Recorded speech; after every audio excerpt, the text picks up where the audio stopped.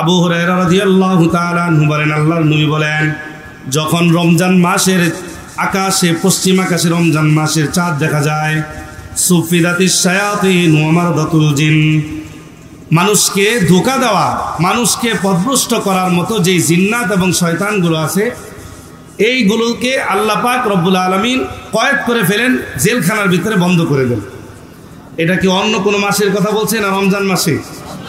রমজান মাসে। কেন? যেন মানুষকে রমজান মাসে শয়তান ধোঁকা দিয়ে বিপদগ্রস্ত করতে না পারে। সুফিদাতিশ শায়াতিন ওয়া মারদাতুল জিন। এক নাম্বার, রমজানের মাসের চাঁদ দেখা গেলে এক নাম্বার কি করেন? অবাধ্য, পথভ্রষ্টকারী সকল প্রকার জিন্নাত এবং শয়তানদেরকে আল্লাহ কি করে দেন? কয়েদখানায় বন্দী করে দেন। দুই নাম্বার, অফতিহাত আবওয়াবুল জান্নাতি ফালাম ইউগলাক মিনহা বাব, জান্নাতের দরওয়াজাগুলো খুলে দেন, এক মুহূর্তের জন্য বন্ধ করেন না। তিন নাম্বার, ওয়াগুলিকাত আবওয়াবুন নার, জাহান্নামের দরওয়াজাগুলো আল্লাহ বন্ধ করে দেন, ফালাম ইফতাহ মিনহা বাব, এক মুহূর্তের জন্য জাহান্নামের দরওয়াজা আল্লাহ খুলেন না। এক নাম্বার, অবাধ্য জিনদেরকে আল্লাহ বন্দী করে দেন। দুই নাম্বার, জান্নাতের দরওয়াজাগুলো খুলে দেন, এক মুহূর্তের জন্য বন্ধ করেন না। তিন নাম্বার, জাহান্নামের দরওয়াজাগুলো আল্লাহ বন্ধ করেন, এক মুহূর্তের জন্য খুলেন না। এই হাদিস দ্বারা বোঝা গেল, কোনো বান্দা যদি রমজান মাসে মারা যায়, আল্লাহ পাক রব্বুল আলামিন রমজানের উসিলা করে ওই বান্দাকে সরাসরি জান্নাত দিয়ে দেন। এই হাদিসের শেষ অংশে আল্লাহর নবী বলেন, ওয়াইনাদি মুনাদি ইয়া বাগিয়াল খাইরি আকবিল ওয়া ইয়া বাগিয়াশ শাররি আকসির, একজন ঘোষণাকারী ঘোষণা দিতে থাকেন, হে ঈমানদারগণ, তোমাদের মধ্যে যারা নেক কাজ করতেছ, তোমরা নেক কাজ ডবল করে দাও। যত নেক কাজ আগে করতা, রমজানের চাঁদ উঠে গেছে, এখন কি কম করবে না বেশি? ওয়া ইয়া বাগিয়াশ শাররি আকসির, আর এই অনিষ্ট খারাপ যে খারাপ কাজ করতেছ, তোমাদের খারাপ কাজকে বন্ধ করে রমজান মাসে নিজেকে খারাপ কাজ থেকে সংবরণ করে নাও। তাহলে এই রমজান মাসের উসিলা করে আল্লাহ পাক 4 নাম্বার বলেন। 5 নাম্বার, ওয়ালিল্লাহি উতাকাউ মিনান নার ওয়া যালিকা ফি কুল্লি লাইলা, আল্লাহর নবী বলেন, এই রমজান মাসের প্রত্যেক রাত্রে আল্লাহ পাক নিজের কুদরতি হাত দ্বারা অসংখ্য অগণিত জাহান্নামী পাপী বান্দাদেরকে মুক্ত করে জান্নাত দিয়ে দেন। এক রাত্রে নয়, বরং পুরা রমজান মাসের প্রত্যেকটা রাত্রে আল্লাহ পাক এই গুনাহগার বান্দাদেরকে জাহান্নাম থেকে মুক্তি দিয়ে জান্নাত নসিব করে দেন। এটা হলো একটা হাদিস। 4 নাম্বার দলিল রমজান মাসের ফজিলত। আল্লাহর নবী বলেন, ক্বালা রাসূলুল্লাহ সাল্লাল্লাহু আলাইহি ওয়াসাল্লাম, কুল্লু আমাল ইবনে আদম ইযাফুল হাসানাত, প্রত্যেকটা মুমিন বান্দার আমলগুলোকে 1 থেকে বৃদ্ধি করা হতে থাকে, বিআশরি আমসালিহা ইলা 700 জিফিন। আল্লাহর নবী বলেন, 1 থেকে 7 গুণ, 7 থেকে 700 গুণ, এমনকি 70 গুণ থেকে 700 গুণ পর্যন্ত প্রত্যেকটা মুমিন বান্দার আমল নামাকে আল্লাহ বৃদ্ধি করে দেন। এবার আল্লাহ পাক রব্বুল আলামিন বলেন, ক্বালাল্লাহু তাআলা ইল্লা সাওম, আল্লাহ পাক বলেন, কিন্তু রমজান মাসের সওয়াবের প্রতিদান একটু ভিন্ন। কারণ রমজান মাসে বান্দা যে ইবাদত করলো, আল্লাহ বলেন, ইয়াদাউ শাহওয়াতাহু ওয়া তাআমাহু মিন আজলি, এই বান্দাটা রমজান মাসে রোজা রাখছে, দিনের বেলা সারা দিন না খেয়ে থেকেছে, এটা একমাত্র আমি আল্লাহকে রাজি খুশি করার জন্য। আল্লাহ পাক বলতেছেন, যে বান্দাটা আমাকে রাজি খুশি করার জন্য নিজের কামনা বাসনাকে পরিত্যাগ করলো, নিজের কামনা বাসনার সাথে সাথে পানাহারকে পরিত্যাগ করলো, খাবার দাবারকে পরিত্যাগ করলো। এবার আল্লাহ পাক বলেন, যদি আমার জন্মই যেহেতু হয়েছে, অন্য কোনো ফেরেশতার মাধ্যমে নয়, কারো মাধ্যমে নয়, আল্লাহ বলেন, আস-সাওমু লি ওয়া আনা আজজি বিহি, এই রোজা রমজান মাসে যারা রোজা রাখবে, এই রমজান মাসে রোজাদারদের প্রতিদান আমি আল্লাহ আমার স্বয়ং কুদরতি হাত দ্বারা দান করব। আল্লাহর হাত কি আপনার আমার হাতের মতো? তাহলে আল্লাহ পাকের হাত কি আপনার আমার হাতের মতো? আচ্ছা, এখানে একটা কথা বলি, রমজান মাসে আমরা দিনের বেলা রোজা রাখি, দিনের বেলা কি রাখি? রোজা। রোজা রোজা কাকে বলে? তিনটা জিনিস থেকে বিরত থাকার নাম হলো রোজা। কয় জিনিস? খাওয়া, বলেন। 1 নাম্বার কি? 2 নাম্বার পান করা। 2 নাম্বার কি? পান করার মধ্যে শুধু পানি পান করা না, সিগারেট পান করাও নাকি? সিগারেট খাইলে পান রোজা ভাঙে না। 3 নাম্বার স্ত্রী ব্যবহার। এটা বাংলা বুঝছেন তো? স্ত্রী ব্যবহার, স্ত্রী ব্যবহার। এই তিনটা জিনিস থেকে বিরত থাকার নামই হলো রোজা। তাহলে কোনো বান্দা যদি সুবহে সাদেক থেকে নিয়ে সেহরি খাওয়ার পরে, মানে সূর্য কি বলে এটাকে, ফজরের ওয়াক্ত আসার তখন থেকে নিয়ে সূর্য ডোবা পর্যন্ত, ইফতার পর্যন্ত 3টা কাজ থেকে বিরত থাকে, এই ব্যক্তি রোজাদার। এটাই তো কথা নাকি? এখন একটা হাদিস বলি। আল্লাহর নবী বলেন, এমন অনেক রোজাদার বান্দা আছে যারা সারা দিন রোজা রেখে উপোস থাকা ব্যতীত তার এই রোজার কোনো সওয়াব তার আমল নামায় জুটে না। এটা হাদিসের মধ্যে নবীজি বলছেন। তাহলে অনেক রোজাদার এমন আছে সারাদিন রোজা রেখে কেমন যেন সে উপোস থাকলো, এছাড়া তার কোনো সওয়াব হলো না। এই লোকগুলা কারা? প্রশ্ন আছে না নাই? আচ্ছা, তার আগে একটা জরিপ করি। ইসলামের ভিত্তি 5টা জিনিস, এটা তো সকলে জানেন, জানেন না? কালেমা, নামাজ, হজ, যাকাত, রোজা। 5টা হয়েছে না? কালেমা এটা ইমানের সাথে সম্পৃক্ত, বাকি 4টা আমলের সাথে সম্পৃক্ত। নামাজ, রোজা, হজ, যাকাত। ঠিক আছে তো? নামাজের মধ্যে লোক দেখানো নামাজের সম্ভাবনা আছে না নাই? যাকাত দান করা, এটার মধ্যে লোক দেখানোর সম্ভাবনা আছে না নাই? হজ করা, লোকে হজই বলবে, এই ধরনের সম্ভাবনা আছে না নাই? কিন্তু রোজা সকাল থেকে নিয়ে সন্ধ্যা পর্যন্ত কোনো মানুষকে দেখানোর জন্য পাগল না খেয়ে থাকবো? আল্লাহ বলেন, আস-সাওমু লি ওয়া আনা আজজি বিহি। রোজা আমার জন্য, বান্দা আমার জন্য সারা দিন রোজা রেখেছে। ঘরের ভিতরে দরওয়াজা বন্ধ করে খাওয়ার অপশন ছিল, কিন্তু খায় নাই। ইফতারের পূর্ব মুহূর্তে 1 মিনিট আছে, এখন খাবার অপশন আছে, কিন্তু খায় নাই। গভীর সমুদ্রের ভিতরে বসে গভীর পানির নিচে গিয়ে পানি পান করার মতো অপশন ছিল, কিন্তু পানি পান করে নাই। আল্লাহ বলেন, ইয়াদাউ শাহওয়াতাহু ওয়া তুআমাহু মিন আজলি। এই বান্দাটা আমার জন্য সারা দিন রোজা রেখেছে, সব কিছু পরিত্যাগ করেছে। এই জন্য রমজান মাসে কোনো বান্দা রোজা রাখলো, এর প্রতিদান আমি স্বয়ং আল্লাহ আমার কুদরতি হাত দ্বারা দান করব। 4 নাম্বার, 5 নাম্বার, আল্লাহর নবী বলেন, ক্বালা রাসূলুল্লাহি সাল্লাল্লাহু আলাইহি ওয়াসাল্লাম, মান সামা রমাদানা ঈমানান ওয়া ইহতিসাবা। রমজান মাসে যে বান্দাটা রোজা রাখলো, কোন মাসে? রমজান মাসে। কিসের মর্যাদা বলতেছিলাম মনে আছে? রমজান মাসের মর্যাদা। রোজার মর্যাদা তো বলছি, এটা সামনে আসবে আরো। মান সামা রমাদানা ঈমানান ওয়া ইহতিসাবান গুফিরা লাহু মা তাকদ্দামা মিন যামবি। আল্লাহর নবী বলেন, যে বান্দাটা রমজান মাসে ঈমান এবং ইখলাসের সাথে আমলের নিয়তে, আল্লাহকে সন্তুষ্ট করার নিয়তে, আল্লাহকে রাজি খুশি করার উদ্দেশ্যে রোজা রাখে, আল্লাহর নবী বলেন রমজান মাস পার হয়ে গেল, ওই বান্দার প্রতিদানটা কেমন? আল্লাহর নবী বলেন, গুফিরা লাহু মা তাকদ্দামা মিন যামবি। ওই বান্দার অতীত জীবনের সকল প্রকার গুনাহ খাতা আল্লাহ রমজানের উসিলায় মাফ করে দেন। এই হাদিস দ্বারা বোঝা গেল, কোন বান্দা যদি সগীরা গুনাহ করে, এই সগীরা এবং কবিরা উভয় প্রকার গুনাহ আল্লাহ মাফ করে দেন। কারণ রমজানের মধ্যে মানুষ যখন রমজানের রোজা রাখে, তখন তার ভিতরে অনুশোচনা আসে। অনুশোচনার আরেক নাম হলো তওবা। আল্লাহর নবী বলেন, আত-তাওবা আন-নাদামু আত-তাওবা। কোন বান্দা যখন কোন গুনাহের উপর অনুতপ্ত হয়, অনুশোচনা প্রকাশ করে, এটাই হলো তার তওবা। আস্তাগফিরুল্লাহ রাব্বি মিন কুল্লি যামবি ওয়া আতুবু ইলাইহি। মুখে যতই বলেন, মনে মনে যদি এই গুনাহের উপর অনুতপ্ত অনুশোচনা না আসে, এই তওবা কিন্তু ততক্ষণ কবুল হয় না। আল্লাহর নবী বলেন, রমজান মাসে যখন কোনো বান্দা রোজা রাখলো আল্লাহকে দেখানোর জন্য, আল্লাহকে পাওয়ার জন্য, এই রোজাটা ওই বান্দার জন্য ততক্ষণ তওবা হয়ে যাবে।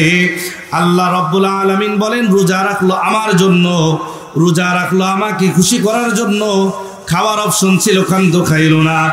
এই জন্য আল্লাহর নবী বলেন গফির লাহু মা তাকদ্দামা মিন যামবি। ওই বান্দা যখন রমজান মাস পাড়ি দিল কেমন যেন ওই বান্দা রমজান মাস পরে এই মাত্র তার মায়ের পেট থেকে ভূমিষ্ঠ হয়ে জন্মাইলো। মায়ের পেট থেকে ভূমিষ্ঠ হওয়ার পর সন্তানের গুনাহ আছে? এই হলো রমজান মাসের আলাদা একটা ফজিলত। তাহলে রমজান মাসে রোজা রাখলে ফজিলত আছে না নাই? তাহলে অন্যান্য নবীদেরকে আল্লাহ নবীদেরকে এবং নবীর উম্মতদেরকে রমজান মাস দিছে না রোজা দিছে? আর আমাদেরকে আল্লাহ রমজান মাসও দিছে রোজাও দিছে। তাহলে এটা আমাদের শ্রেষ্ঠত্বের আলামত বলছিলাম, মনে আসেনি? এবার আসেন, ওই যে একটা হাদিস মাঝখানে বললাম না, অনেক রোজাদার এমন আছে যারা সারাদিন রোজা রাখে, উপোস থাকা ব্যতীত তার রোজার কোনো সওয়াব মিলে না। এটা কেমন হুজুর? এটা ভাঙা বললে ভালো হয়। قال رسول الله صلى الله عليه وسلم الصوم جنة ما لم يخرقها। আল্লাহর নবী বলেন রোজাটা মানুষের জন্য জাহান্নাম থেকে বাঁচার ঢাল স্বরূপ। জাহান্নাম থেকে বাঁচার ঢাল, বুঝেন তো? ঢাল, নিজেকে আত্মরক্ষার্থে যে ঢাল ব্যবহার করে এটাকে বলে জান্নাত, আরবিতে বলে জান্নাতুন, ঢাল। রোজাটা মানুষের জন্য ঢাল স্বরূপ ততক্ষণ পর্যন্ত মা লাম ইয়াখরিকাহা, যতক্ষণ বান্দা তার রোজাকে ছিদ্র করে না ফেলে। সকালবেলা যখন আপনি মাছ মারার জন্য জাল নিয়ে গেলেন নদীর ধারে অথবা পুকুর পাড়ে, মাছ রাখার জন্য পিঠের মধ্যে যেই পাত্রটা গ্রহণ করলেন, কি বলে এটাকে? খোলই। খোলই, খোলইটা পিছনে বেঁধে নিলেন। আপনি সারাদিন মাছ মারলেন, জাল দিয়ে মাছ সংগ্রহ করলেন, এটাকে খোলইয়ের পিছনে রাখলেন, ভালো কথা। কিন্তু এমন এক খোলই নিছেন, খোলইয়ের নিচের তলা নাই। এখন আপনি সারাদিন মাছ মারার পরে যখন সন্ধ্যায় বাড়িতে আসলেন, মাছ আছে না নাই?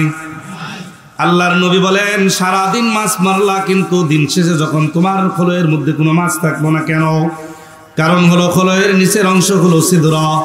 আল্লাহর নবী বলেন এমন অনেক রোজাদার বান্দা আছে সারাদিন রোজা রাখে কিন্তু রোজা তার কোনো উপকারে আসে না, সারাদিন শুধু কষ্ট করে না খেয়ে থাকে, এই রোজার কোনো সওয়াব তার আমলনামায় হয় না।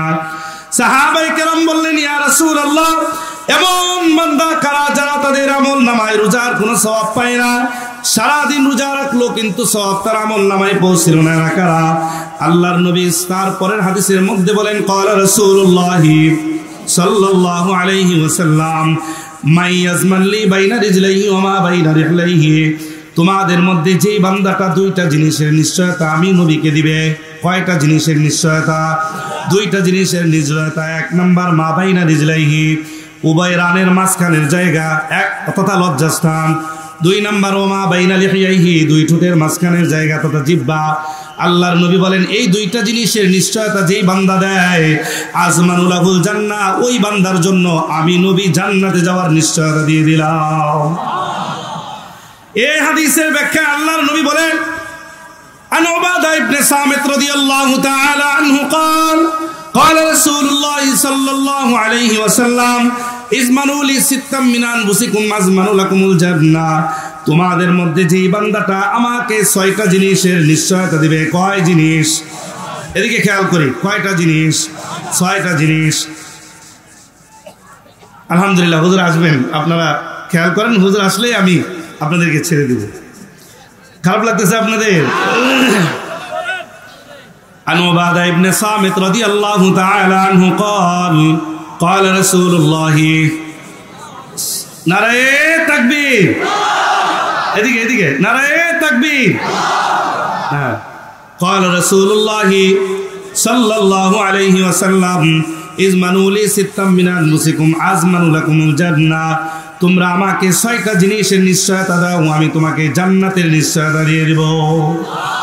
ওই হাদিসের ব্যাখ্যা এটা, আগের যে হাদিসটা বললাম ওই হাদিসের ব্যাখ্যা এটা। 6 জিনিসের নিশ্চয়তা আপনি দেন রোজা রাখা অবস্থায়। আল্লাহর নবী বলেন এই রোজা তোমাকে জান্নাতে পৌঁছে দেবে। আর যদি 6 জিনিসের মধ্যে তুমি নিশ্চয়তা দিতে না পারো, তোমাকে এই রোজা কোনো উপকার আসবে না। অন্য আমল হতে পারে জান্নাতে যাওয়ার কারণ, কিন্তু রোজাটা উপকার আসবে না। আবার হাদিসটা বলে ক্বালা রাসূলুল্লাহ সাল্লাল্লাহু আলাইহি ওয়াসাল্লাম আস-সাওমু জান্নাতুম মা লাম ইয়াখরিকাহা, রোজাটা মুমিনের জন্য ঢাল স্বরূপ ততক্ষণ যতক্ষণ এটাকে ছিদ্র করে না ফেলে। ইমাম মুহাম্মদ রাহমাতুল্লাহি আলাইহি জামিউস সগীর কিতাবের মধ্যে লেখেন, এই ছিদ্র করার অর্থ হলো দুইটা। কয়টা? এক নাম্বার ইয়ানিয়াল কিযবু ওয়ান নামিমা, ইয়ানিয়াল গীবা। এক নাম্বার হলো মিথ্যা, দুই নাম্বার হলো গীবত। এই হাদিস দ্বারা বোঝা গেল কোন বান্দা যদি রমজান মাসে রোজা রাখে, রোজা রাখার পরে জবান দ্বারা মিথ্যা বলে, জবান দ্বারা ধোঁকা দেয়, পর নিন্দা করে, গীবত করে, শিকায়াত করে, অন্যের বিরুদ্ধে অপবাদ দেয়, ধোঁকাবাজি করে, ওজনে কম দিয়ে সমপরিমাণ বলে বিক্রি করে দেয়, আবার ব্যবসার ক্ষেত্রে ওজনে কম দিয়ে বলে সমানে দিছি নিয়ে যাও, এই ধরনের সকল প্রকার অন্যায় যারা রোজা রেখে করে, আল্লাহর নবী বলেন তোমার রোজাটা ওই সকল অন্যায়ের কারণে ছিদ্র হয়ে গেল। কিয়ামতের ময়দানে এই রোজা তোমার কোনো কাজে আসবে না। এই হাদিসের ব্যাখ্যা আমি বলেছিলাম, আল্লাহর নবী বলেন ইসবানুলি সিত্তাম মিন আনফুসিকুম, 6 জিনিসের নিশ্চয়তা আমাকে দাও, আমি তোমাকে জান্নাতে যাওয়ার সার্টিফিকেট দিয়ে দিব। 1 নাম্বার উসদুকু ইদা হাদ্দাসতুম, যখন কথা বলো তখন সত্য বলো। 1 নাম্বার কি বলেন তো সকলেই? যখন কথা বলবা তখন সত্য বলবা। আল্লাহর নবী সাল্লাল্লাহু আলাইহি ওয়াসাল্লাম হাদিস عن عبد الله بن مسعود رضي الله تعالى عنهما قال قال رسول الله صلى الله عليه وسلم إياكم عليكم بالصدق فإن الصدق يهدي إلى البر। আব্দুল্লাহ ইবনে মাসউদ রাদিয়াল্লাহু তাআলা আনহু বলেন, আল্লাহর নবী আমাদেরকে বলতেছেন তোমাদের উপরে সত্য বলা আবশ্যক। আলাইকুম বিসিদক ফাইন্নাস সিদকা ইয়াহদি ইলাল বির, সত্য তোমাকে কল্যাণের দিকে নিয়ে যায়। যখন তুমি কল্যাণকর কাজ করবা, সত্যের মাধ্যমে জবানটাকে হেফাজত করে, এই জবানটা তোমাকে কল্যাণের দিকে তো নিয়ে যাবে তাই নয়, বরং এই জবান পাশাপাশি কল্যাণকর কাজের মাধ্যমে তোমাকে জান্নাত পর্যন্ত পৌঁছে দেয়। হাদিসের দ্বিতীয় অপশনে আল্লাহর নবী বলেন ওয়া ইয়াকুম ওয়াল কাযিব, মিথ্যা থেকে বিরত থাকো। ফাইনাল কিযবা ইয়াহদি ইলাল ফুজুর, কারণ মিথ্যা তোমাকে পাপাচারের দিকে নিয়ে যায়। এক মিথ্যা কথা ঢাকার জন্য কয়টা মিথ্যা বলতে হয়? এটা প্রবাদ বাক্য আছে না, এক মিথ্যা ঢাকার জন্য কয়টা বলতে হয়? আর 10টা মিথ্যা ঢাকার জন্য কয়টা বলতে হবো? 100টা মিথ্যা ঢাকার জন্য কয়টা বলতে হবো? 1000। 10 গুণ বাড়ান না। একটা মিথ্যা কথা ঢাকার জন্য যদি 10টা কোয়া লাগে মিথ্যা, তাহলে 10টা মিথ্যা কথা ঢাকার জন্য 100। আর 100 মিথ্যা কথা যদি ঢাকতে হয়, আপনি 1000 মিথ্যা বলতে হয়। ও কি মানুষ আছে না অন্য কিছু হয়ে গেছে?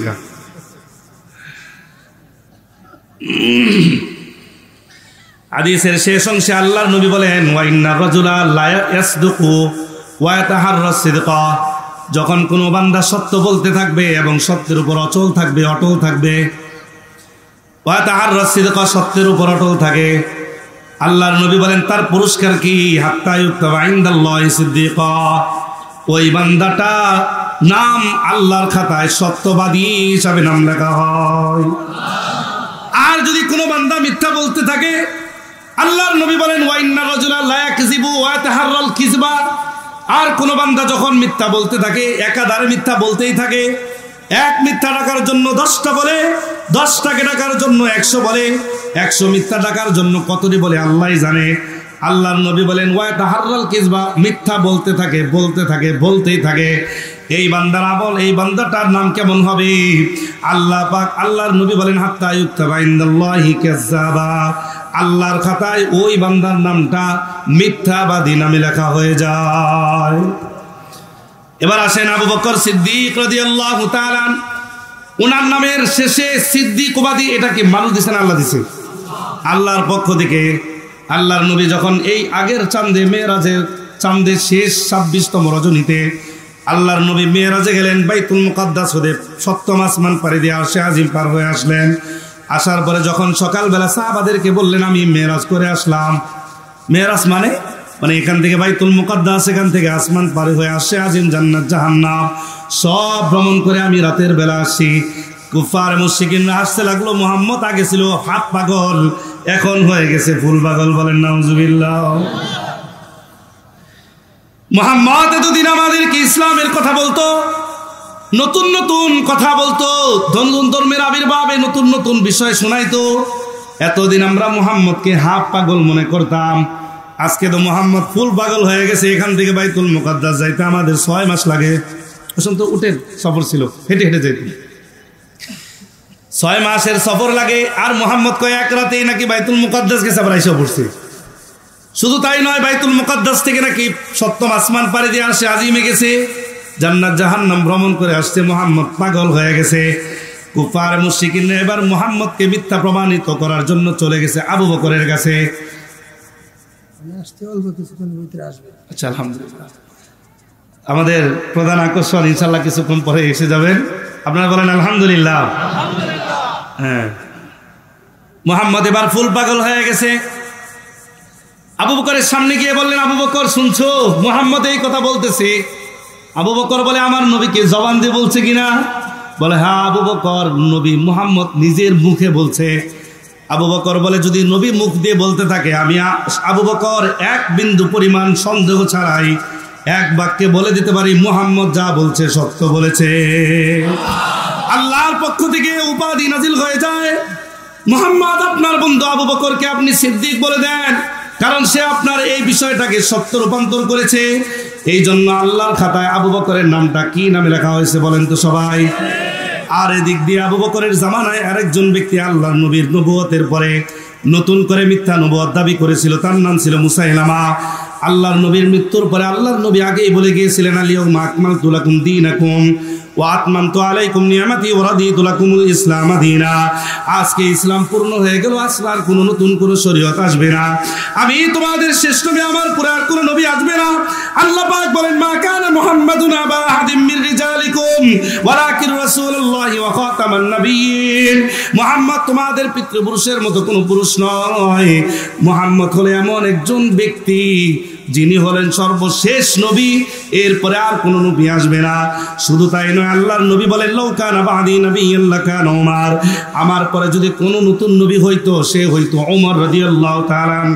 আল্লাহর নবীর এই হাদিসগুলো আর অসংখ্য খতমে নবুয়তের হাদিস আছে, ওই দিকে না গিয়ে আমি এতটুকু বলি, আল্লাহর নবীর মৃত্যুর পরে বললেন, আমার পর আর কোনো নতুন নবী আসবে না। আল্লাহর নবীর মৃত্যুর পরে আবু বকরের জামানায় যখন মুসাইলামা নবুয়ত দাবি করলো, আবু বকর এত ঠান্ডা মেজাজের মানুষ, সাথে সাথে গরম হয়ে গেল। বলে, একদল চলে যাও মুসাইলামাকে, যতক্ষণ হত্যা না করবা আমি আবু বকরের সামনে তোমরা মুখ দেখায়ও না। আবু বকরের পদক্ষেপে মুসাইলামাকে চিরতরে নিঃশ্বাস করে দেওয়া হলো। কারণ হলো মুসাইলামা কাযযাব, মিথ্যাবাদী, সে নতুন করে নবুয়ত দাবি করেছে। এখনকার সময়ে সেও যদি কেউ নবুয়ত দাবি করে, এই ব্যক্তি মুসলমান থাকবে না, কাফের হয়ে যাবে বলেন। সুতরাং এখন যদি কাদিয়ানীদের নামে এরা গোলাম আহমদ মওদুদি, গোলাম আহমদ কাদিয়ানী নিজেকে নবী দাবি করেছে, এরা নবী দাবি করলে এরা যেরকম কাফের, এদেরকে যারা নবী হিসাবে মানবে এরাও কাফের, বলেন ঠিক কিনা? সুতরাং আমরা স্পষ্ট ভাষায় বলে দিতে চাই, নতুন করে নবুয়তের আবির্ভাব হবে না। নবুয়তের আবির্ভাব তখনই হয়েছিল, মুহাম্মদ পর্যন্ত শেষ হয়ে গেছে। এখন যদি কেউ নবী দাবি করে, মিথ্যাবাদী, কাফের, কাফের, এতে কোনো সন্দেহ নাই, বলেন ঠিক কিনা? তাহলে এখন যদি কেউ মিথ্যা দাবি করে, নবুয়ত দাবি করে, এ কি সত্যবাদী না মিথ্যাবাদী? তাহলে আল্লাহর নবী বলেন, ওয়াইন্না রাজুলা লা ইয়াকযিবু ওয়া তাহাররাল কিযবা হাত্তা ইকতাবা ইনদাল্লাহি কিযাবা। কেউ যদি এখন নবুয়ত দাবি করে মিথ্যা বলেছে, এই ব্যক্তির নাম আল্লাহর খাতায় মিথ্যাবাদী নাম হয়ে যাবে। এই জন্য রোজা রাখে, এটা তো একটা ভাগ বললাম, মৌলিক বিষয় যেটা, এটা হলো রোজা রাখা অবস্থায় সত্য বলতে হবে নাকি মিথ্যা বলা যাবে? সারা 11 বছর ধরে 11 মাস আপনি মিথ্যা বলছেন, যে কোনো কারণবশত আপনি পর্যায়ক্রমে হয়তো বা কোনো কারণে মিথ্যা বলছেন, আল্লাহ পাক আপনাকে তওবা করার তৌফিক দিয়েছে, আপনি তওবা করছেন, মেনে নিলাম। কিন্তু রমজান মাস আসছে, আপনি যদি মিথ্যা বলেন, তাহলে রোজাটা কি থাকবে নাকি? এই জন্য রোজা রাখা অবস্থায় মিথ্যা বলার কোনো অনুমতি আছে? নাই। এবার হাদিসের মধ্যে আসছি, ওই যে 6টা জিনিসের 1 নাম্বার, উসদুকু ইযা হাদাসতুম, যখন তোমরা কথা বলবা সত্য বলবা। আর সত্যের মাধ্যম কি বলেন তো? জিহ্বা, বলেন কি? 2টা জিনিসের নিশ্চয়তা বলছিল না? 1 নাম্বার ছিল কি? মিথ্যা, 2 নাম্বার ছিল গীবত। এই 2টা সম্পর্ক কার সাথে? জিহ্বা সরে। 2 নাম্বার ওয়াউফু ইযা ওয়াহাদতুম, যখন তুমি 10 লাখ টাকার প্রয়োজন, আমি রমজান মাসে আমার দোকানে মাল উঠাইবো, 1 লাখ টাকা 10 লাখ টাকা আপনি তাকে ধার দিলেন, দেওয়ার পরে সে আপনাকে ওয়াদা করলো 10 রোজা অথবা 15 রোজার মধ্যে টাকাটা দিয়ে দিব। যারা ব্যবসায়ী স্পেশালি তাদের জন্য এই কথাটা বলা। আপনি যখন কোনো মুসলমান ভাইয়ের কাছ থেকে 10 লাখ টাকা ধার নিলেন, 15 রোজায় দিয়ে দিবেন বললেন, এখন 15 রোজার আগে আপনার 10 লাখ টাকার ব্যবস্থা হয়ে গেছে। এখন যখন ওই বান্দা আপনার কাছে গিয়ে টাকা চাইলো, আপনি ওয়ান্তা মুআত্তারুন টালমাটাল করতে লাগলেন। আল্লাহ পাক রব্বুল আলামিন বলে, এই রোজাদার, ওয়াউফু বিআহদিল্লাহি ইযা আহাদতুম ওয়া লা তানকুদুল আইমানা বা'দা তাওকীদিহা ওয়া ক্বাদ জাআলতুমুল্লাহা আলাইকুম কাফীলা। আল্লাহর সঙ্গে তোমরা ওয়াদা করে আসছিলে রূহের জগতে, ওখানে ওয়াদা করার পরে বলছিলাম আমি আল্লাহকে এক বলে বিশ্বাস করব। দুনিয়াতে আসার পরে আল্লাহকে এক বলে বিশ্বাস করেছো, শুধু তাই নয়, মা আতাকুমুর রাসূল ফাখুযুহু ওয়া মা নাহাকুম আনহু ফান্তাহু। আল্লাহর দেওয়া নিয়ম, আল্লাহর দেওয়া বিধিবিধানের মধ্যে তুমি অনুসরণ করবে, এর মধ্যে কোনো কম বেশি করবে না। এই আল্লাহ দেওয়া বিধানের মধ্যে অন্যতম একটা বিধান হলো অঙ্গীকার পূরণ করা। যখন তুমি অঙ্গীকারবদ্ধ ছিলা 15 রমজানের আগে টাকা দিয়ে দিবা, কিন্তু এখনো দিচ্ছ না, আল্লাহ পাক রব্বুল আলামিন বলে অঙ্গীকার করলা কিন্তু ভঙ্গ করলা, মনে রাখো তোমার রোজা কোনো কাজে আসবে না।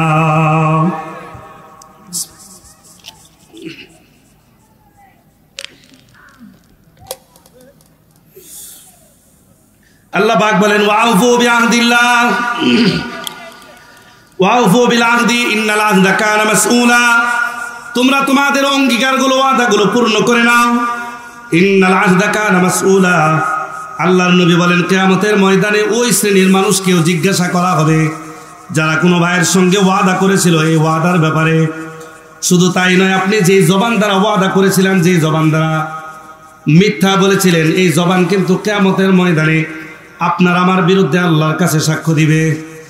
এটা আমার কথা নয়, আল্লাহ পাক সূরা ইয়াসিনের মধ্যে বলেন, আল ইয়াওমা নাখতিমু আলা আফওয়াহিহিম ওয়া তুকাল্লিমুনা আইদিহিম ওয়া তাশহাদু আরজুলুহুম বিমা কানু ইয়ামালুন। আরেক আয়াতে আল্লাহ বলেন, হাত্তা ইযা মা জাউহা শাহিদা আলাইহিম সামউহুম ওয়া আবসারুহুম ওয়া জুলুদুহুম বিমা কানু ইয়াফআলুন ওয়া ক্বালু লিজুলুদিহিম লিমা শাহিদতুম আলাইনা ক্বালু আনতাকানাল্লাহু আল্লাযী আনতাকা কুল্লা শাই। কিয়ামতের ময়দানে এক শ্রেণীর মানুষের যখন হিসাব নেওয়া হবে, এই তুমি ওয়াদা পূর্ণ করেছিলা কিনা? হ্যাঁ, আমি ওয়াদা পূর্ণ করছি। বান্দা বলে দিবে, আল্লাহ আমি ওয়াদা পূর্ণ করছি। তুমি মিথ্যা বলছো? না, আমি মিথ্যা বলিনি, আমি সত্য বলছি। আল্লাহ বলে, ঠিক আছে, তোমার কথা সত্য না মিথ্যা প্রমাণ হবে। জবানটা আল্লাহ ঠাস করে বন্ধ করে দিবেন। এবার জিহ্বাকে আল্লাহ বলবেন, তুই কথা বল। জিহ্বা বলবে, এই লোকটা পুরোটা উল্টা বলছে, মিথ্যা বলছে, সে ওয়াদা ভঙ্গ করছে। এই হাতের যে চামড়া, এই চামড়াও আপনার আমার বিরুদ্ধে সাক্ষ্য দিবে। আপনি চামড়াকে জিজ্ঞেস করবেন, ওয়াকালু লিজুলুদিহিম লিমা শাহিদতুম আলাইনা, এই চামড়া, তোকে তো আমি পরিচর্যা করে দুনিয়াতে বড় করেছি, তুই আমার বিরুদ্ধে সাক্ষ্য দিলি কেমনে? এত বড় স্পর্ধা, সাহস কোথায় তোর কথা বলার? চামড়া বলবে, আনতাকানাল্লাহু আল্লাযী আনতাকা কুল্লা শাই। একবার চিৎকার করে বলেন তো, চামড়াকে কথা বলার শক্তি দান করেছেন কে? আপনারা যেরকম আল্লাহ বললেন, কিয়ামতের ময়দানে এই চামড়াও বলবে, আনতাকানাল্লাহ, আমার জবানটাকে খুলে দিয়েছে আল্লাহ। দুনিয়াতে যেরকম তোমার জবান আল্লাহ খুলে দিয়েছিল, আজকে আমার জবানটা খুলে দিয়েছে। আপনার আমার বিরুদ্ধে চোখ সাক্ষ্য দিবে, আপনার আমার বিরুদ্ধে কান সাক্ষ্য দিবে, আপনার আমার বিরুদ্ধে চামড়া সাক্ষ্য দিবে, আপনার আমার বিরুদ্ধে আমাদের হাতগুলো সাক্ষ্য দিবে, হাতের আঙ্গুলগুলো সাক্ষ্য দিবে। শুধু তাই নয়, আপনার আমার বিরুদ্ধে আপনার আমার পাও কিয়ামতের ময়দানে সাক্ষ্য দিবে। কোনো হাদিস না, এটা স্পষ্ট কোরআনের আয়াত, স্পষ্ট কোরআনের আয়াত।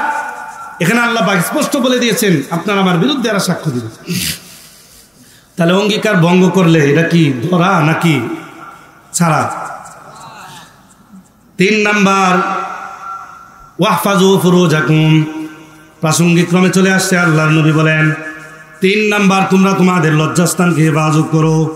শুরুতে হাদিস বলেছিলাম, আল্লাহর নবী বলেন, ক্বালা রাসূলুল্লাহি সাল্লাল্লাহু আলাইহি ওয়াসাল্লাম, মাই ইয়াজমাল্লি বাইনা রিজলাইহি ওয়া মা বাইনা রিহলাইহি আজমানু লাহুল জান্নাহ।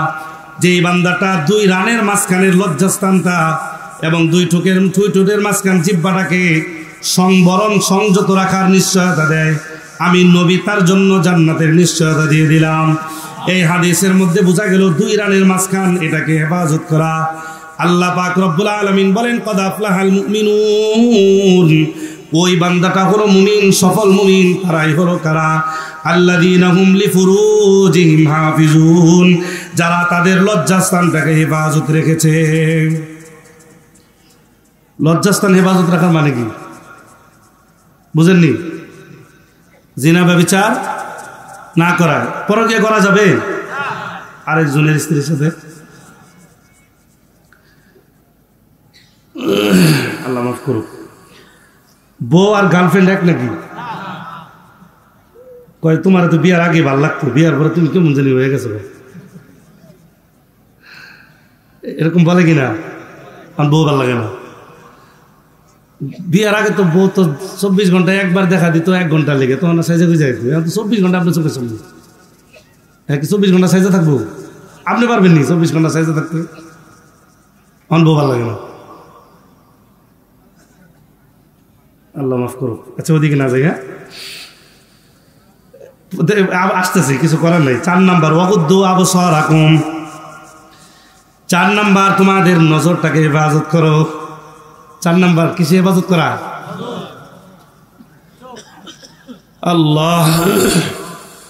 আল্লাহ পাক বলেন ক্বাল আল্লাহু তাআলা কুল লিল মুমিনিনা ইয়াগুদ্দু মিন আবসারিহিম ওয়া ইয়াহফাযু ফুরুজাহুম, হে নবী আপনি ইমানদারকে বলে দিন তোমরা তোমাদের নজরটাকে হেফাজত রাখো। আমি একটা জিনিস বুঝি না, বিয়ে করছেন আপনি শরীয়ত মোতাবেক, তাই তো নাকি? না শরীয়তের বাইরে থেকে বিয়ে করেনি, শরীয়ত মোতাবেক বিয়ে করছেন।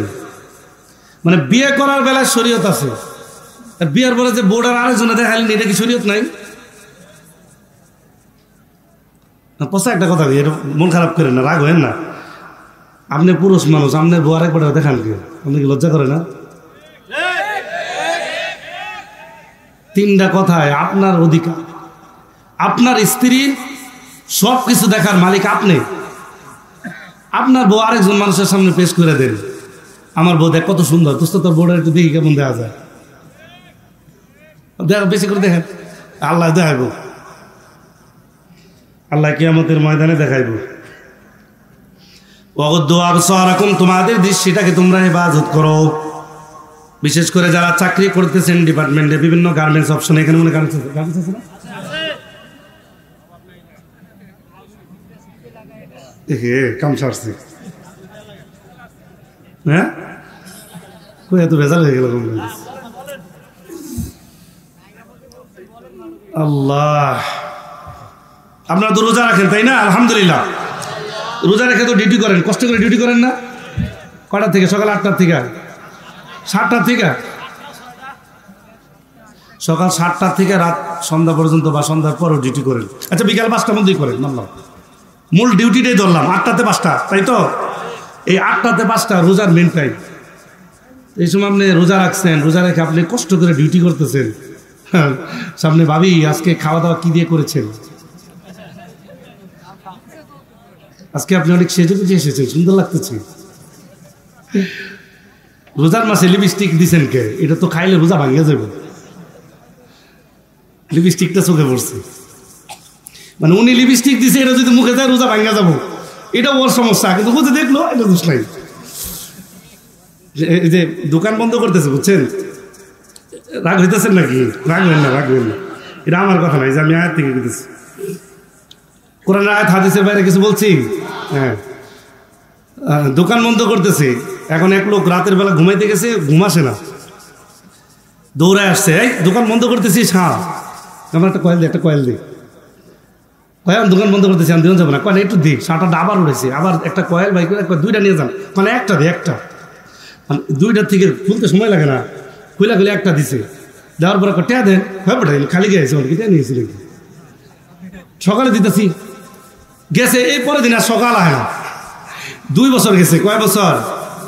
5 টাকার কয়েল 2 বছর গেছে।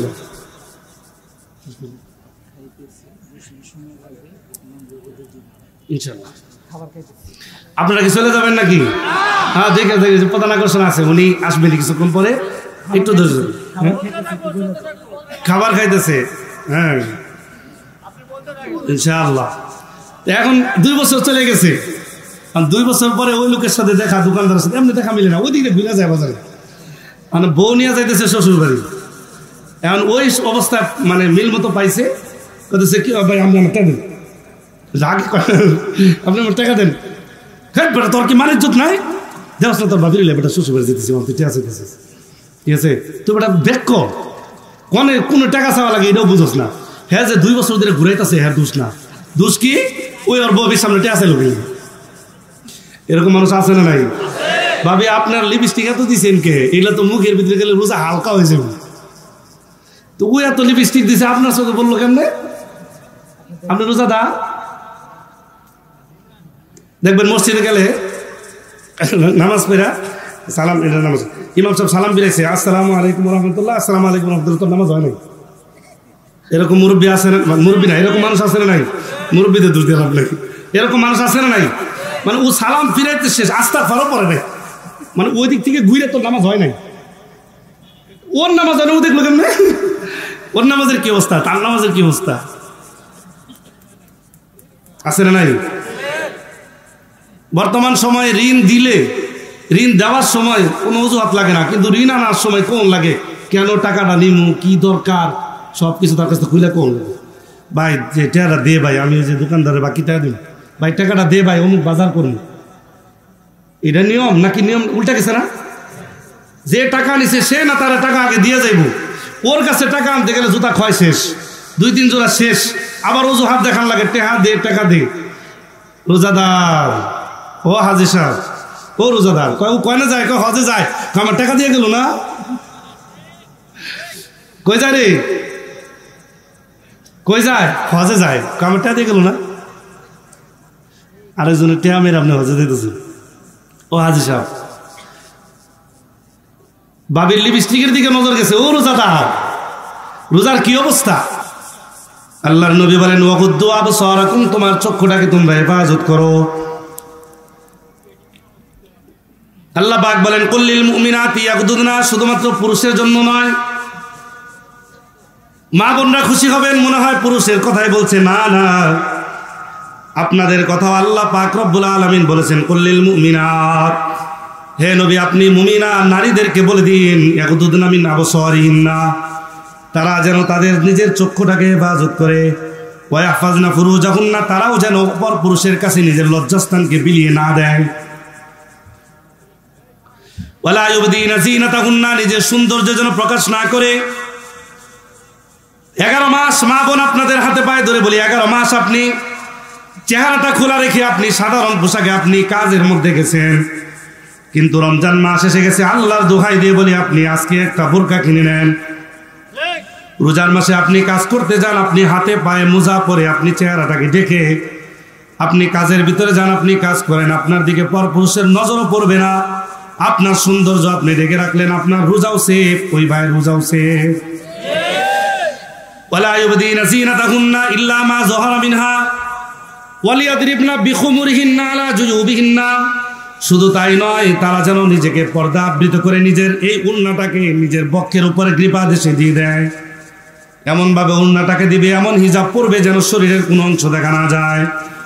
আল্লাহর নবী বলেন শুধুমাত্র এটা সব সময়ের জন্য, শুধু রমজান মাসের জন্য তাই নয়, সারা রমজান মাস ছাড়াও সারা বছরের জন্য এই হুকুম। এই হাদিস দ্বারা বোঝা গেল সৌন্দর্য প্রকাশের কোনো অপশন নাই। এবার বলেন তো, সৌন্দর্যের চেহারার মধ্যে সৌন্দর্য বেশি না অন্য অঙ্গ প্রত্যঙ্গে? আচ্ছা, মানুষের পরিস্থিতি কি চেহারা দিয়া না শরীর দিয়া? এখন যদি চেহারা খোলা রেখে কেউ কাছে চেহারা খোলা রেখে পর্দা করা যায়, সেটা হইল? আল্লাহ বলে ওয়ালা ইউবদিনা যিনাতাহুন্না, নিজের সৌন্দর্য প্রকাশ করিও না, তোমার সৌন্দর্যকে ডেকে রাখো, পরপুরুষ যেন না দেখে। রমজান মাস আসছে, নিজের রোজা রমজান মাসে রোজাকে হেফাজত করতে চান, নজর হেফাজত, নজর হেফাজতের বিকল্প নাই। আল্লাহর নবী সাল্লাল্লাহু আলাইহি ওয়াসাল্লাম বলেন কিয়ামতের ময়দানে এক শ্রেণীর মানুষকে জাহান্নামে নিক্ষেপ করা হবে শুধু বেপরদার জন্য। শুধু তাই নয়, আল্লাহর নবী মেরাজ থেকে সে মা বোনদেরকে ডেকে বললেন উম্মাতুল মুমিনিন, ও আমার স্ত্রীরা, ও আমার কন্যারা, শুনে রাখো, আমি জাহান্নামে দেখে এসেছি অনেক পুরুষ নারী তার মধ্যে 2 ভাগের 1 ভাগ হলো পুরুষ আর 2 ভাগে 3 ভাগের 1 ভাগ হলো পুরুষ আর 2 ভাগ হলো নারী। নারী জাহান্নামে যাওয়ার মূল কারণ হলো নারীরা নিজের সৌন্দর্য প্রকাশ করে। মা বোনদেরকে বলি, আপনি যদি বলেন আপনার দিকে অন্য পুরুষ কেন তাকায়, আপনি যদি পুরুষের দিকে আপনি দোষ দিয়ে দেন, তাহলে আমি বলবো আপনি সৌন্দর্য হয়ে বের হয়ে আসেন কেন? আপনি যদি পুরুষকে দেখানোর নিয়ত না থাকে, আপনি বোরকা পরে আসেন, আপনার উদ্দেশ্য পুরুষকে দেখাইবেন না। আপনি যদি বলেন পুরুষ আমাদের দিকে দেখে কেন, আমি বলি তুমি পুরুষকে দেখাও কেন? দুজনে দোষ, আমি কেউ দিতেছি না। আপনি সুন্দর করে সেজে আসেন কেন? আজকে এক সেট, কালকে আরেক ড্রেস, কালকে আরেক ড্রেস, 30 দিনে 30টা ড্রেস। এত সুন্দর করে সাজে আসা লাগে কে? স্পেশালি আমি একটা সিক্রেট খবর জানি, এটা প্রকাশ করে দিলে তো সমস্যা। তাও কয়ে হেলাই নাকি? যদি কালকে মরে যাই, যেদিন বেতন দেয় ওদিন মনে হয় একটু সাইজা গুজে বেশি যায় না? আর কিছু বখাটটা আছে যেটা একটু সুন্দর করে সাইজা যায়, এটা আবার 100 টাকা হাত দিয়েও দেয়। নাউজুবিল্লাহ কয় না রে। ম্যাডাম আজকে তোমাকে অনেক সুন্দর লেগেছে, আমার পক্ষ থেকে তোমাকে 100 টাকা হাদিয়া গিফট। কষ্ট করে কামাই করে ওটা গিফট দেয়। এই সিক্রেট না, এটা কি সিগারেট না? সিক্রেট সিক্রেট সিগারেট না, সিক্রেট, গোপন একটা কথা। কাম ছাড়ছে কোয়েলছি, আল্লাহ মাফ করো। তাহলে নজর হেফাজত করা দরকার আছে না নাই? তাহলে রোজা রাখছেন ওই রোজাদার ভাইরা বোনেরা, রোজা রাখছেন, খবরদার। রমজান মাসের ফজিলত, রমজানের রোজার ফজিলত অর্জন করতে হলে অবশ্যই নিজেকে সংবরণ করার দরকার আছে নাই?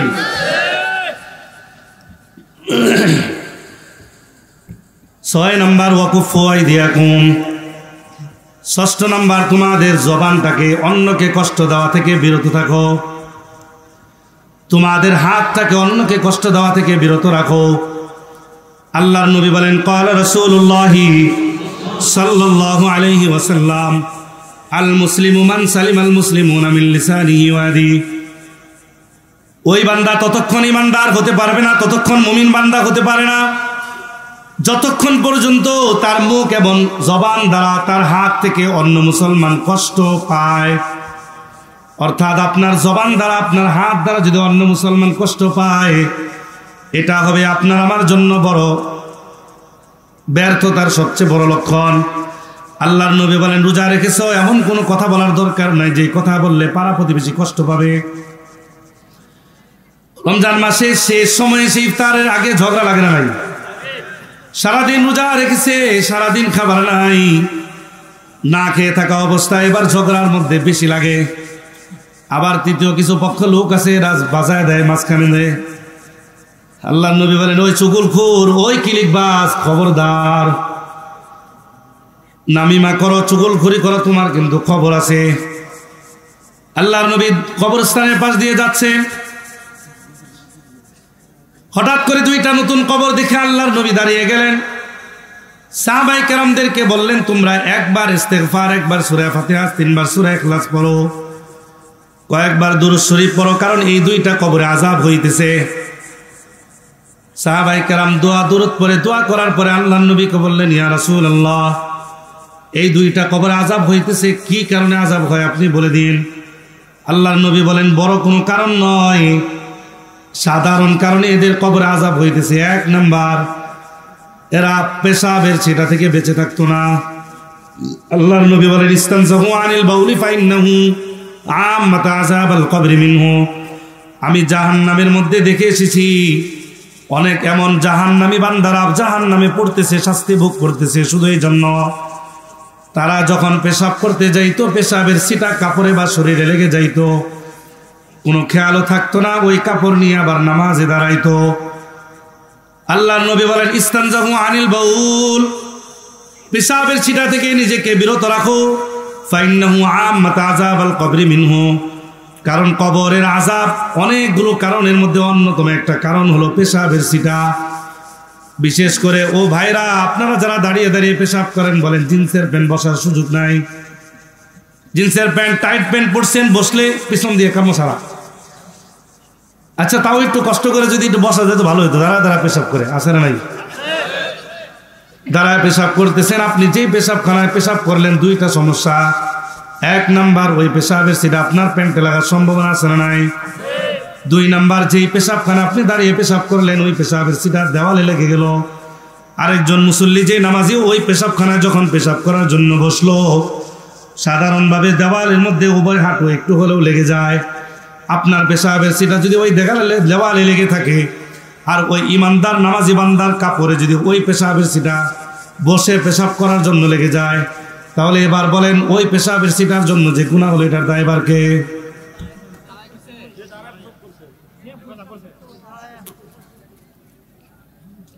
একটা কুকুরও তো দাঁড়ায় পেশাব করলে পাউসা করে পেশাব করে না?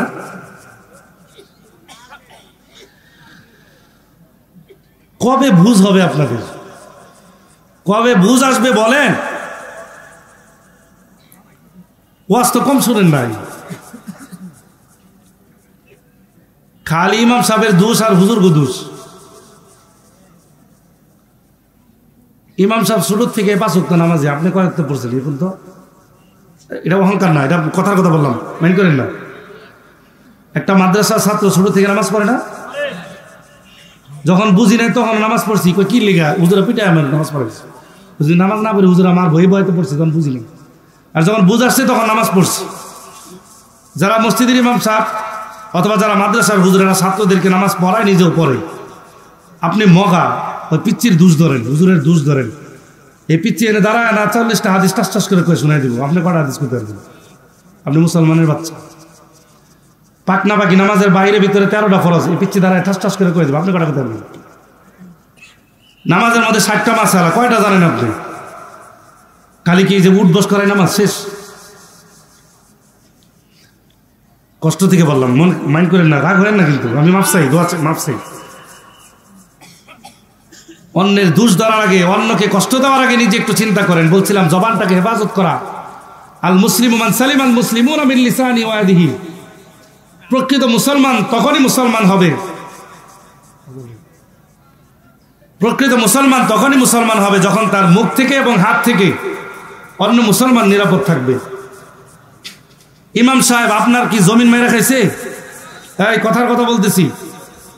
ইমাম সাহেব আপনার জমিন মেরে খাইছে? আপনার টাকা মেরে খাইছে? আপনাকে গালি দিছে? আপনার সঙ্গে তর্ক বিতর্ক নিজের থেকে করছে? আপনার সঙ্গে রাগারাগি নিজে ইচ্ছা করে করছে না আপনার কারণে হয়তো বা করছে? অথচ ইমাম সাহেবের বিরুদ্ধে আপনি সমাজের মধ্যে সবাই কয়ে বেড়াইতেছেন, আমগো ওজুর কেন নামাজ পড়ে, আমগো ওজুরের পাওটা কেমন বেকা হয়ে থাকে। মগা আপনার পাও ঠিক আছে নি? আপনার কি মনে হয় এটা কিছুই হবো না? হাদিসটা বলতেছি শুনেন। আল্লাহর নবী বলেন, তোমাদের মধ্যে কেউ যেন গীবত পরনিন্দা না করে।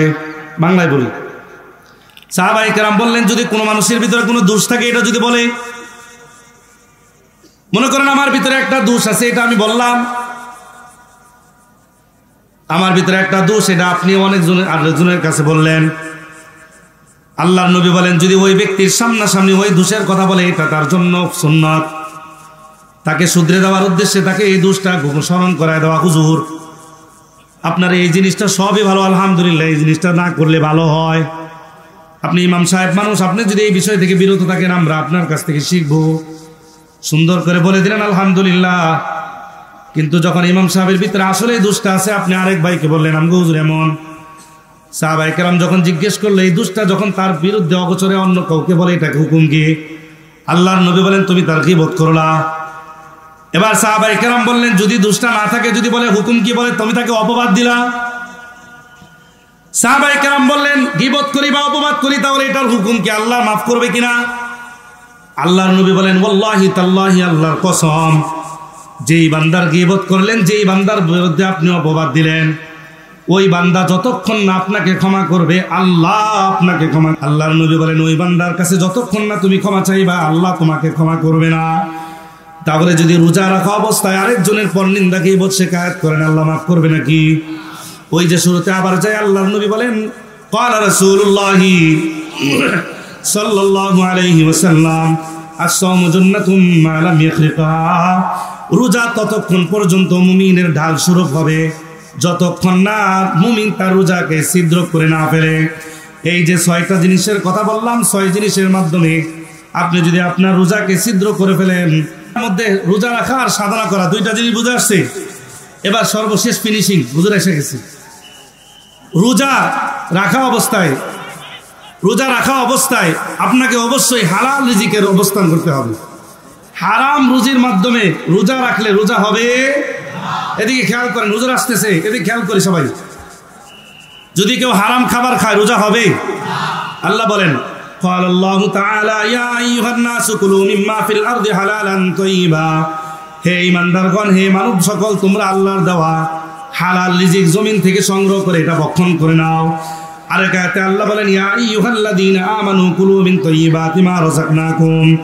আমি জমিনের উপরে যেই পবিত্র রিজিক তোমাদের জন্য দিয়েছি, এই পবিত্র রিজিক তোমরা সংগ্রহ করে এটাকে ভক্ষণ করে নাও। আল্লাহর নবী বলেন, যদি কোনো বান্দা রমজান মাস ব্যতীত অন্য মাসেও এবং রমজান মাসেও হারাম খাবার খায় রোজা রাখে, এই হারাম খাবারের কারণে রোজা তো হবেই না। আল্লাহর নবী বলেন, قال رسول الله صلى الله عليه وسلم لا يدخل الجنة جسد غذي بالحرام। ওই বান্দার শরীরের অংশ জাহান্নামে প্রবেশ করবে, জান্নাতে ঢুকবে না, যেই বান্দার শরীরের গোশতগুলা হারাম খাবার দ্বারা উৎপন্ন হয়েছে।